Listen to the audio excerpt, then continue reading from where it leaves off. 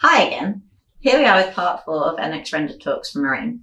Our most recent talk discussed lighting in custom environments, which is on the screen now, but we split this one into 2 parts, as I'm sure it doesn't surprise you, there's a lot to talk about in regard to the environment. As always, we have Gavin McCambridge with us to continue to talk us through the luxury model and how it's been created. Okay, so let's pick up where we left off then, the ocean.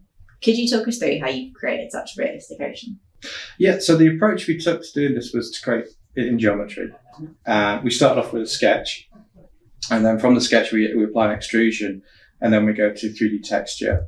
So what this allows us to do is it allows us to use a texture map to create the geometry.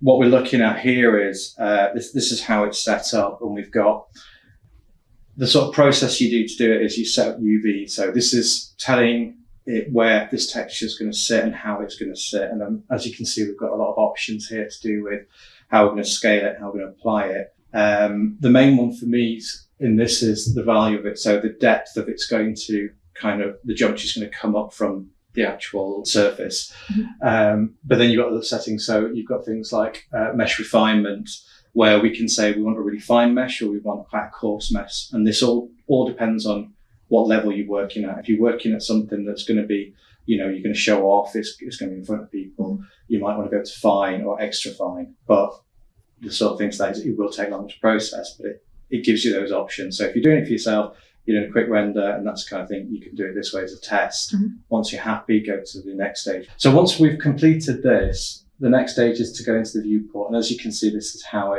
it starts looking. What I'll probably do at this point is before I do anything else to the sea, I'll do a quick test render of it. So what you're looking at is the geometry as it is. There's no materials applied to anything at this point. The next stage for me then would be to apply the materials and start working on those to make it look more like a sea. Okay, that was really interesting to see it from the first starting point to where we are now. So would I be right in saying that the biggest factor that contributes to the ocean looking so impressive is the way it reacts with the lighting? Yeah, that's part of the reason we went down the route of using the geometry-based sea for it. And what we've done is we've used a HDR to do the main lighting, and we work quite hard on the materials just so that how they react. Now, this HDR I've actually created, and it's marine environment's one of the hardest things to find lighting files for, finding environments for. Mm-hmm. So what we did here was we did a similar route where we've created a sea. We've then used a sunlight system to create the lighting, and then we've basically rendered out the HDR to do it. Okay, I didn't know that you created your own HDR for this, so that's really interesting. But when you mentioned that you're using a HDR for this, is it difficult using this technique on an environment that shows movement with the waves? No, it's not. It's quite a simple setup actually. NX basically allows you to load in your HDR, and then from that, as you can see, we've got a number of settings that we can input into. So we first of all set up the up vector. So how is it positioned? And then we can also set a rotation angle.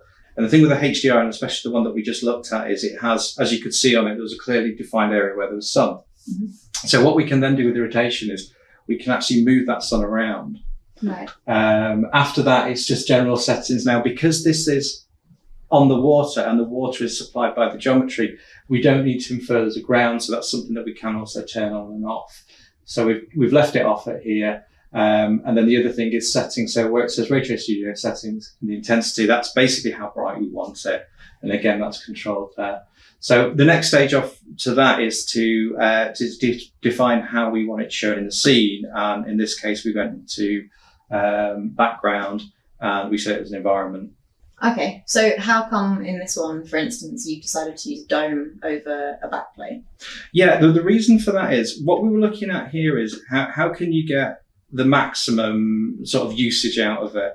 And with it being on the sea, if you will, it's a lot easier to you've kind of got this infinite background of mainly water. So the reason we did it this way was we can get multiple shots without having to change any settings. If you're using backplates for an image, you'll generally have to change out at least the backplate, even the rotation of the HDR, depending on the image to get the lighting correct in it. Mm-hmm. But with this technique, we did a set of 4 images, so 2 sort of high up looking down on the ship, and then one from the front, one from the back. So this is the rear shot. and we can actually just render them all in one go. We don't have to change any settings. We just found it a really quick way of working. So obviously you spoke with the customer and research reference imagery, but how important do you think it is to create the model in an environment in which it would be found, just to give sort of beginners at home an idea for prepping this? Yeah, I mean, so one of the reasons for using this and doing it this way, especially putting it in a C environment and basically doing the whole thing of creating the environment to go with it, is what we found is it makes conversations easier, especially when you're doing a review of something, or you're kind of selling your ideas. Mm-hmm. Putting it in an environment where you can see it as it would be just assists with that. We've found there's a lot less questions. Mm-hmm. Depending on what you're doing is depending on your approach to it. If you're looking at a certain part of it, you can do it in a studio sort of setting just to review that.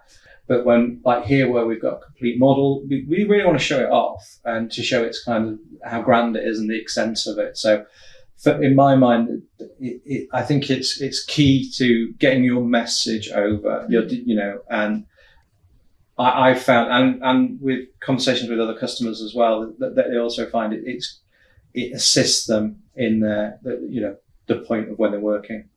I hope we can all agree that was very useful and hopefully gives you guys at home, beginners included, confidence to start your own NX workflow. Thank you again, Gavin, for joining us today. And hopefully we'll have you all on the next one, which will look at virtual reality and how this enhances your design review. Thank you all, and we'll see you then.